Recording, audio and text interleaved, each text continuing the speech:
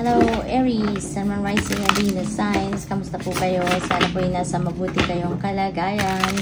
Welcome back po sa Star Tarot. Kung bago kayo rito, welcome po kayo. And please subscribe, like, share my videos. And mag-comment po kayo kung kayo ay naka-resonate po. Thank you.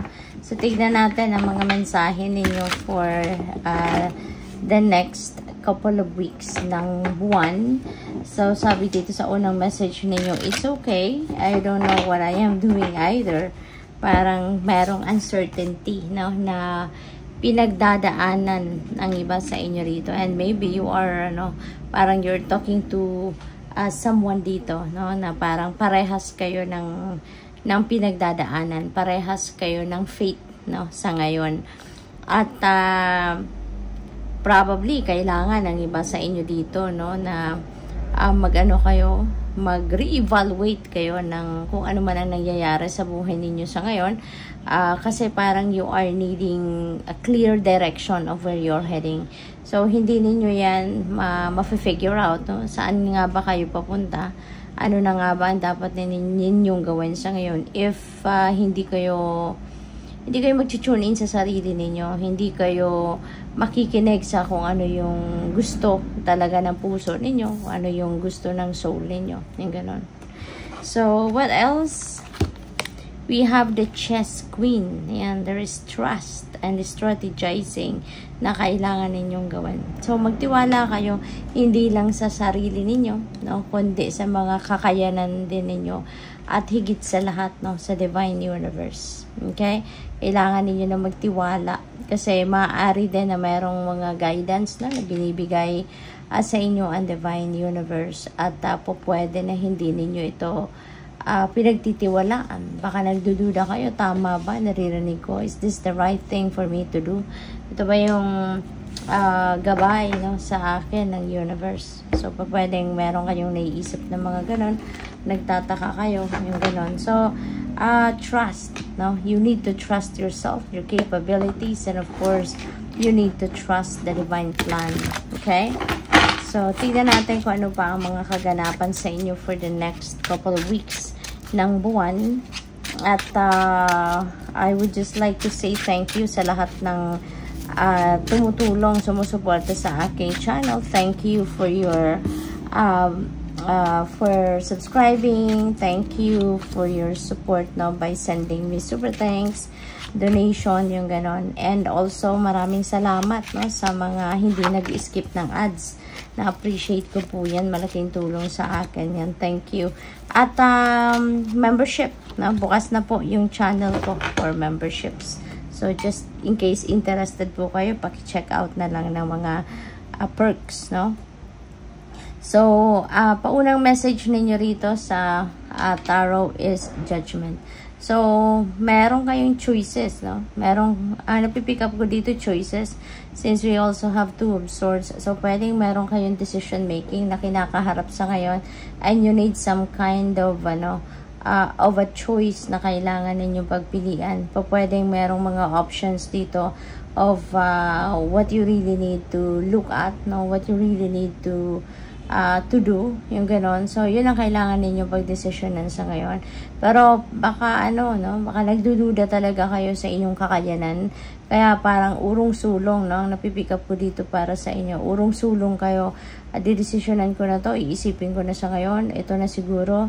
Tapos, maya-maya, you're gonna have a cold feet, no, at aatras kayong muli. Parang ganon. So, maaari, no, na kailangan ninyo rito ng kailangan ninyo na magnilay-nilay, magmuni-muni kayo, no? Makakatulong sa inyo yan para malinawan ang inyong isipan. Ano nga ba? Unang-unang dapat ninyong isipin, ano nga ba ang gusto ninyo?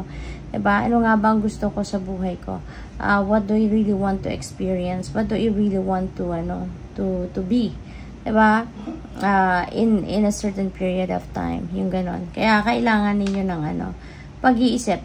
Now, you really need to think about things, na kailangan ninyong gawan para siguro kailangan ninyo talagang i-reevaluate ang sarili ninyo para malaman ninyo sa sarili ninyo kung ano talaga yung gusto ninyo.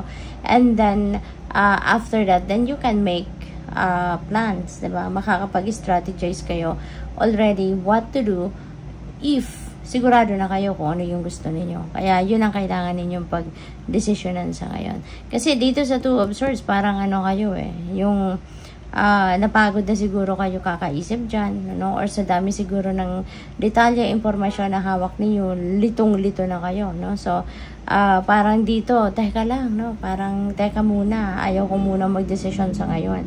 So, yun. So, while you are doing that, kung ayaw pa naman ninyo mag-desisyon, ayaw pa ninyo pag-isipan, mabuti yan, then focus on yourself muna.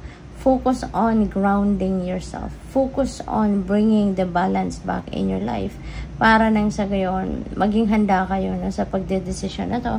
Maging handa kayo sa mga susunod pang mga gagawin ninyo. When you are grounded, then mas makakapag-isip kayo ng mabuti, no? Or maybe you need the help, no, of someone na very wise na, no? Someone na very experienced na sa buhay, no?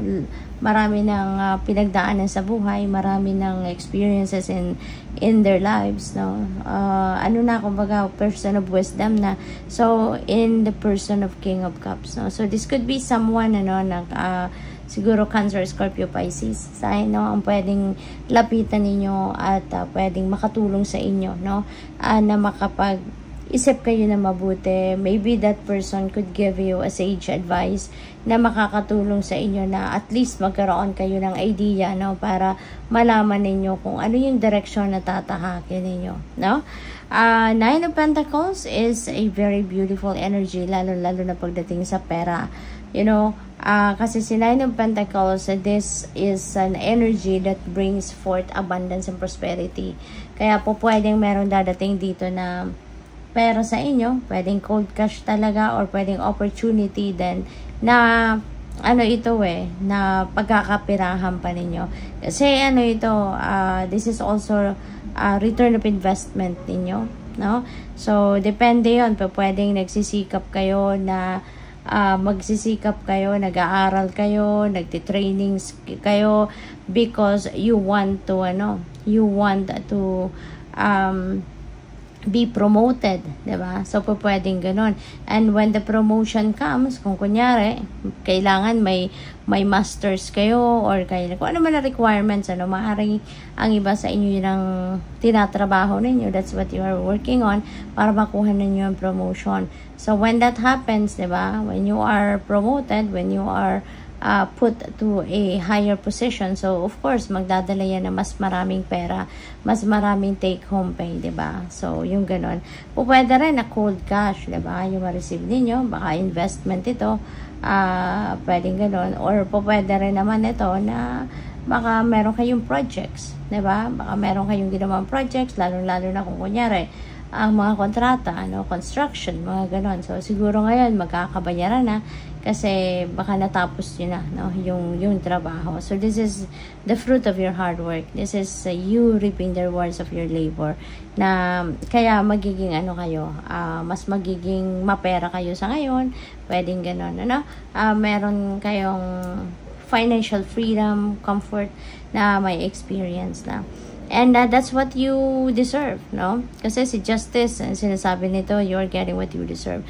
So, sa lahat ng pagod, ng hirap na pinagdaanan ninyo, deserve ninyo yung perang ito, deserve ninyo yung ginhawa na to, yung prosperity and abundance na to. So, you deserve this, no? Kaya, kung ano talaga ang para sa'yo, yun ang makukuha ninyo. And also, justice is about balance, no? This is about balance. So, parang na-mention ko kanina na kapag kapag nag-ground din yung iyong sarili, then you will be back to balance or you can get the balance back in your life. So, with the help of this justice energy, so ibig sabihin ito na pwede talagang maibalik na ninyo sa sarili ninyo yung balance, no? Kaya maganda to. Five of Swords, you know, baka ang iba sa inyo dito may conflict, no? Internal conflict. Kasi nga, meron tayong Two of Swords, meron tayong Judgment, and dito then there is uncertainty. So, definitely, internal conflict ito. Hindi ninyo talaga, ito yung concern ninyo ngayon, ito yung pinaka-problema ninyo siguro sa ngayon, na hindi ninyo makita yung daan kung saan kayo papunta. Because you don't even know yet, siguro, kung anong pupuntahan ninyo. So, paano ninyo mahahanap yung daan if hindi ninyo alam kung saan kayo pupunta. Kaya, siguro yun ang kagulo ng isip ninyo. Maybe there are a lot of choices. Siguro ang dami mong gustong gawin. Siguro ang dami mong gustong ma-achieve. You know, kaya nalilito ka. No? Yung ganun. So, this is definitely internal conflict for some of you. Okay? So, tignan natin kung ano mga final messages ninyo or final message, Aries. We have light. Without the dark, we'd never see the stars. That's very true. Diba? Kaya, natural na merong kadiliman para makita natin yung liwanag. Natural na merong mga problema paminsan sa buhay natin na dumadating para makita natin ano, yung lakas natin, yung tatag natin, yung tibay natin. Yun din ang nagtuturo sa atin para tayo maging resilient, para tayo maging magaling, matatag, matibay ang loob when there is darkness, no, na nangyayari sa buhay natin, no. At hindi mo ma-appreciate, 'di ba? Ang galing mo sa pagharap sa hamon ng buhay, 'di ba? Kung hindi ka dumaan sa darkness. So, yun. What else we have? New horizons, old ways won't open new doors. That's very true. Diba? Kaya maging bukas kayo para sa mga bagong kaganapan, maging bukas kayo para sa mga bagong pagkakataon. Okay? Because there are going to be new doors that are opening up for you. May mga bagong opportunities na dadating sa buhay ninyo. Kaya good luck po. Thank you for watching. Love and light. Namaste.